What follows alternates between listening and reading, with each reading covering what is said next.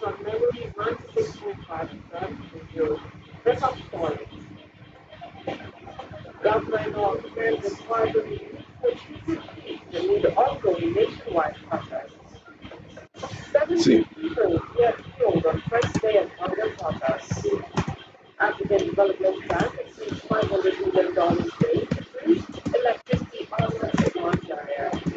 On the foreign tip, United States recognizes Nigeria's dominance as winner in Venezuela election. And in sports, Nigeria begins hunt for medals in athletics in Paris Olympics. We have details of these and other stories coming up in the moment. I am SHARON.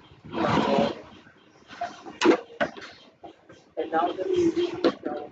The state government will work on secondary the needs of the state, but this distances themselves from the ongoing nationwide protest, thereby ensuring the peaceful ambience of the state. In reciprocation of the honor done to the state by the youth, the governor therefore announced his administration's initiative of a monthly support program for 5,000 youth in the state.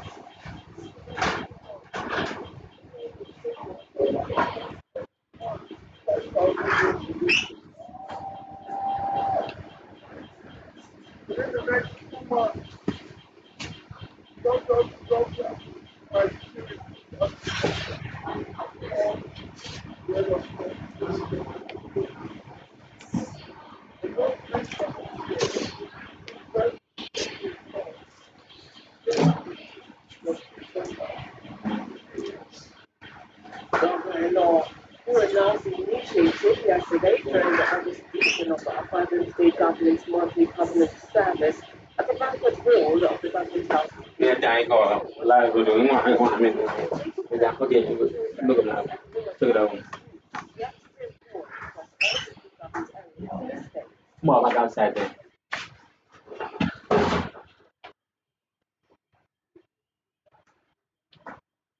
Businessman killed in Kebbi. Businessman Killed in Kebbi.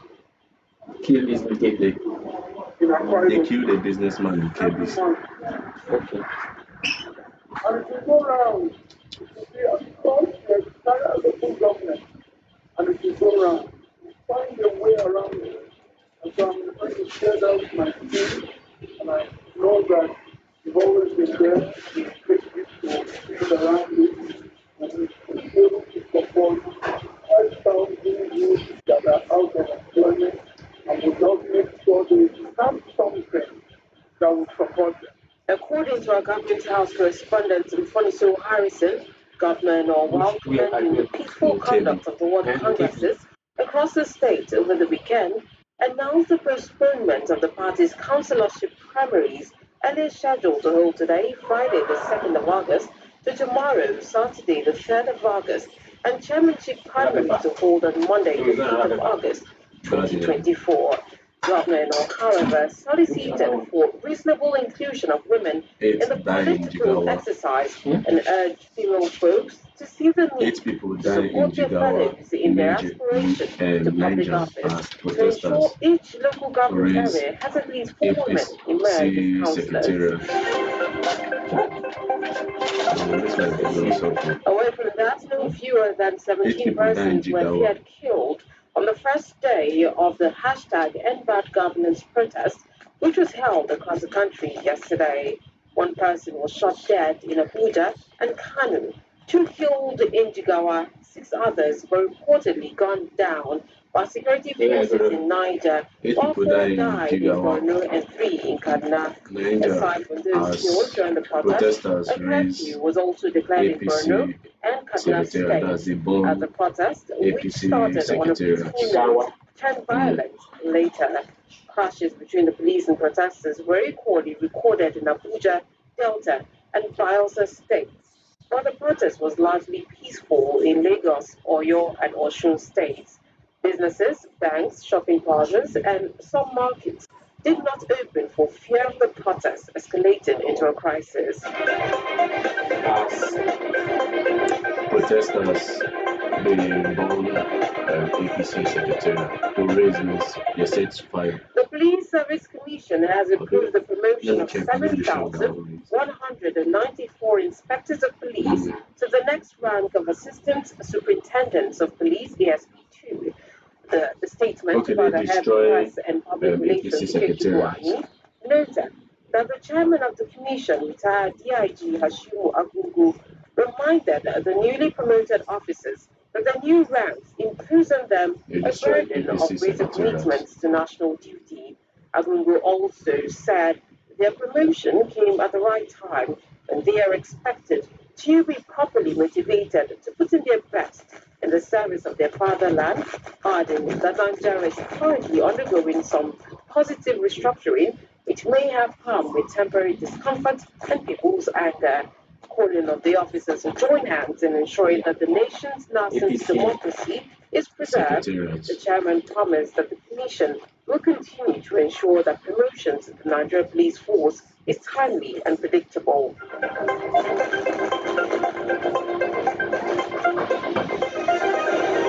The Board of Directors of the African Development Bank Group, AFDB, has approved a loan of $500 million to Nigeria to finance the first phase of the Economic Government and Energy Transition Support Program.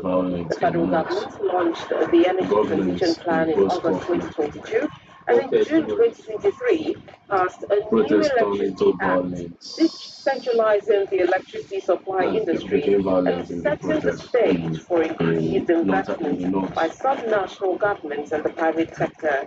This is a new program aimed at accelerating transformation of the country's electricity infrastructure and improving access to cleaner sources of energy. The loan will help close the financing gap of the budget in the 2024-2025 fiscal year, specifically supporting the implementation of the country's new Electricity Act and the Nigeria Energy Transition Plan. The Energy Transition Plan envisions the development by 2050 of 250 gigawatts of installed electricity capacity, 90% of which will be renewable, providing clean cooking access to the bulk of the population by 2030, using liquefied petroleum gas LPG, biogas, biofuels like ethanol, and electric cook stoves. The chairman of the Association of Licensed Telecom Operators of Nigeria, Benga, has stated that more than 30 million phone lines are not properly linked to a national identification number, NIN, and remain at risk of disconnection. Stating this during an interview yesterday, Adebayo said these lines are mainly in car trackers, Wi-Fi units, Wi-Fi devices, and point-of-sale machines. Adebayo said the revelation comes on the back of recent chaos caused by the unblocking of lines not connected to their NINs. Last weekend, telcos began barring phone lines not linked with NINs days before the Nigerian Communications Commission's July 31st, 2024 deadline. Since February 2024, telcos have implemented a phased disconnection of phone lines in compliance with the NCC directive, which at the end of 2023, NCC asked telcos to disconnect lines that had not been successfully linked with NIN across 3 phases, ending 31st of July 2024. You're listening to Global News on Memories 96.5 FM, and now to the rest of the news.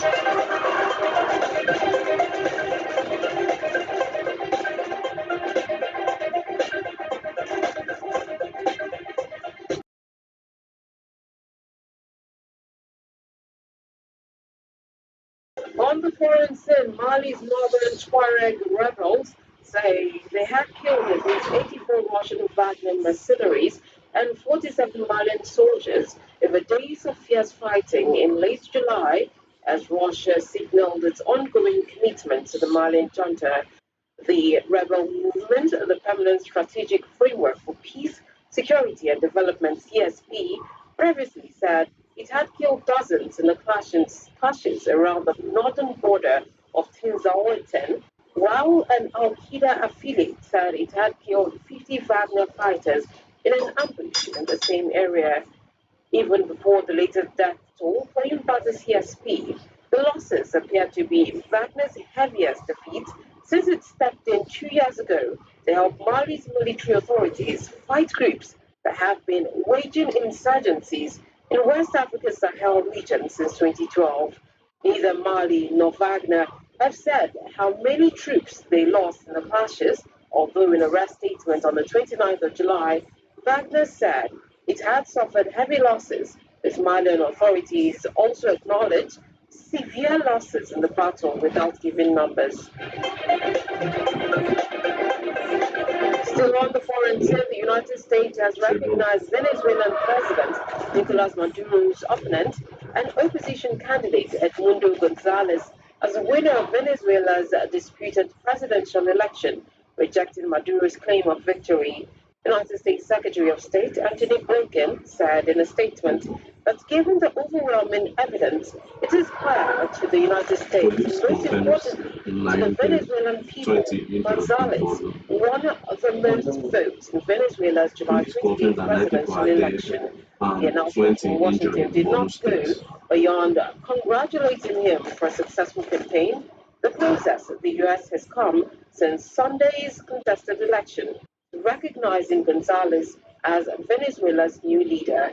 The dispute over the presidential election results has sparked protests in Venezuela, with the Electoral Council proclaiming President Maduro, who has been in power since 2013, the winner of the July 28th election with 51% of the votes. 9 people dead, 20 injured. In sports, Team Nigeria will be involved in 6 events today as the athletics event of the Paris 2024 Olympic Games gets underway.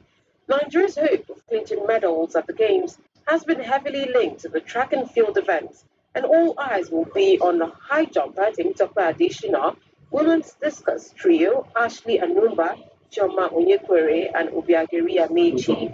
Action in the evening session will see one-time African champion Anumba, as well as the Commonwealth Games and two-time African champion Enquiry and reigning African Games champion Amechi also compete in the women's discus throw.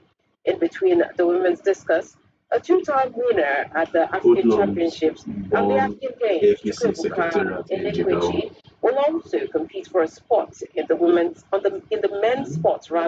men's shot put final. On the track, the mixed 4x400 meters relay quarters will also run in two-day events, going up against strong countries like Great Britain, the Netherlands, Ireland, the Dominican Republic, and Italy. And that's it on Global News on Memories 96.5 FM. But before we go, let's take a recap of the top stories. We told you that the state governor, Pastor Moeno, has commended the youths of the state for distancing themselves from the ongoing nationwide protests, thereby ensuring the peaceful ambience of the state. No fewer than 17 persons were feared killed on the first day of the hashtag #EndBadGovernance protest, which was held across the country yesterday. The board of directors of the African Development Bank Group, AFDB, has approved a loan of $500 million to Nigeria to finance the first phase of the Economic Governance and Energy Transition Support Program. On the foreign scene, the United States yesterday recognized Venezuelan President Nicolas Maduro's opponent and opposition candidate Edmundo Gonzalez as the winner of Venezuela's disputed presidential election, rejecting Maduro's claim of victory. In sports, Team Nigeria will be involved in 6 events today as the athletics events of the Paris 2024 Olympic Games get underway. The news this afternoon was edited by Nyakno Albert and assisted by the production team. For views regarding our news or coverage of the event, you can reach us on email via newsroom@memoriesmediang.com or call our newsroom hotline on 0909 000 0581. You can also follow us on Facebook and Instagram at Memories965FM.